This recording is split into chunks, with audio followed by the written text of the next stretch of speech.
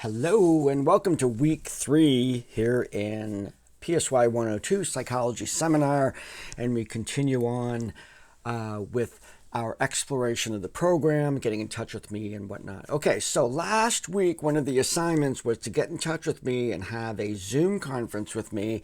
I want you to continue working on that.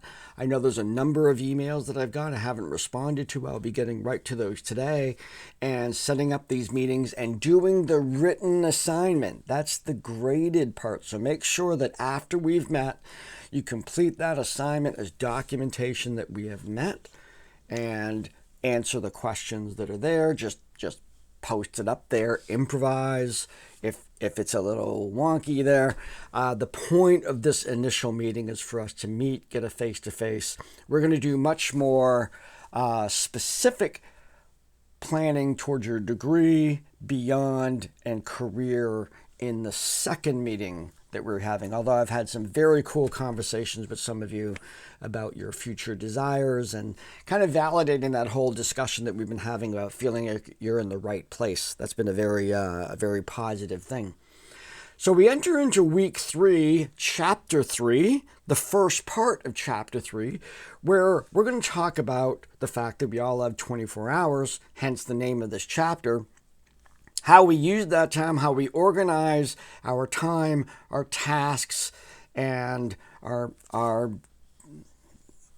activities. How we organize ourselves is key to success in any endeavor.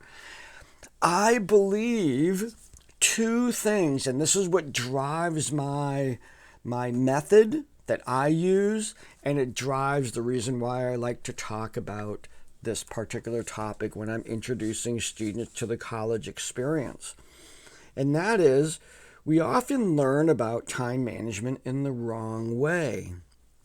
What we do when we usually learn about time management is we say, okay, here's all the things I need to get done. I need to schedule them across the week here, get them all in there, and then I've got good time management as long as I stick to that. Now, in general, that's okay. It's certainly better than doing nothing. But the problem is some of those tasks are more important than others. And some of those tasks, as I express, require you to be intensively engaged, high cognitive tasks, and others are like dishes and laundry and cleaning the house or doing something like that, where there's not a whole lot of cognitive engagement, and those are low cognitive skills, and yet they're incredibly important. So there's sort of a need to create balance in terms of getting work stuff done and then household stuff done in terms of prioritization. So prioritizing to-do list is very important. The other one is this, and this is the one that I think really messes people up a lot. And that is when we project how much time it is going to take us to get a certain task done, we tend to underestimate. I'll get that done in an hour. I'll put a whole hour into that. First, we don't work that efficiently. We sit down, kind of move things around for a while. It's probably another 5 minutes before we're actually engaged in something. While we're engaged in that, if we have our phone nearby or there's distractions, blah, blah, suddenly the hour is gone. So there's a lack of ability to really do a solid hour most of the time. And if you're new to college or new to the assignments that are being asked of you, you may not understand quite how much time it takes. When you prioritize things and you're putting things, the most important things first, and go, you're going to give it as much time as it needs before you go to the next one. So what you need to do is block out work times, and you're going to start the most important thing. You'll probably go an hour, then you have to take a break because you have to go pick up the kids. Then you have to make dinner. Then after dinner, you have another hour. You're going to continue with that first priority until the first priority is done. When you get better at being able to predict how much time it is going to take for you to get something done, you'll be able to start scheduling priority 1, priority 2, priority 3. Anyway, with that as my diagnosis of why people fail to get things done, are not as productive as they could be. With that, this week we are focusing only on the first part of this particular chapter, and that is a discussion about your personal efforts for time and task management and successes and failures. I'm not here to replace an effective time management plan system that you already had. If it's working for you, awesome. If you have trouble getting things done, if you have trouble prioritizing, if you have trouble with life, work, and play balance, this is the deal. This is the way that I do it, and it's the way I promote and teach in my classes. Next week, meaning start working on it now, you're going to put together, just for demonstration purposes, a plan like I make it, where I prioritize 2 lists. One is high cognitive, one is low cognitive, and I intersperse them. So my low cognitive tasks are getting done highest to lowest priority, and my high cognitive tasks are getting done highest to lowest priority. And they go back and forth because my low task gives me a break. My low cognitive tasks, even though they're important, give me a break from the high cognitive tasks that acts sort of like as a reward system. Now imagine this. I'm going to do these videos for this week, and then I get to do the dishes. That's actually in my schedule right now. So I do this actively. This requires me to be engaged. Of course, I enjoy it, but this is different than a mindless activity.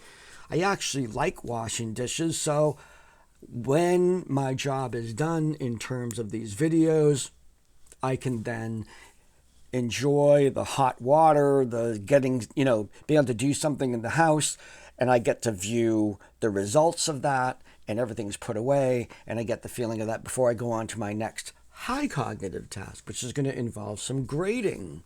So I go back and forth in my to-do list, working around appointments, meetings, schedules, class times, and all that stuff, the other parts of my work. Okay, that's next week. You're going to be demonstrating that. Whether you use it or not is sort of irrelevant. If you want to use it and you need something like that, I encourage you to try it. But I want you all to submit as if you were doing that kind of time management. That demonstrates to me that you understand my method, and it's up to you then to put that into your life or not. The other thing that starts next week is our first discussion on the Pinker book.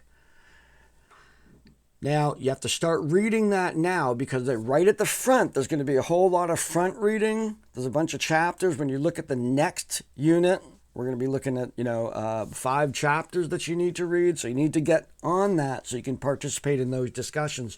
Those are graded. They're part of the grade. So make sure that you get that done. And it's a great exercise in reading dense material and getting something out of it. I think hopefully something very significant. Next week also starts a little experiment. At the end of next week, it's the Week 4 initiative that I've worked out with the help of our student support services. So we're going to be doing a little bit of extra looking at where people are at, making sure that they're participating in all aspects of the course, and they'll be reaching out to those of you who might be falling behind. That will happen toward the end of Week 4 and then into Week 5. So the initiative starts on Week 4 and then carries over into the next week. So that gives you an opportunity to actually apply that time management class, take a look at your courses, take a look at how life balance is working with you, and then if you need to, seeking out the assistance, extra assistance specifically for this class on how to bring that all together. Some additional resources we'll be having. Okay, so that's all next week. This week, we're focusing just on the discussion where we talk about your successes and failures in time management. So let's share our ideas, share what's been good, bad, and ugly. We learn just as much from successes as we learn from failures. Probably should say that the other way. We do learn a lot from failures, if not more than what we learn from successes. So, be well, and I'll see you in the discussion boards. Have a great week.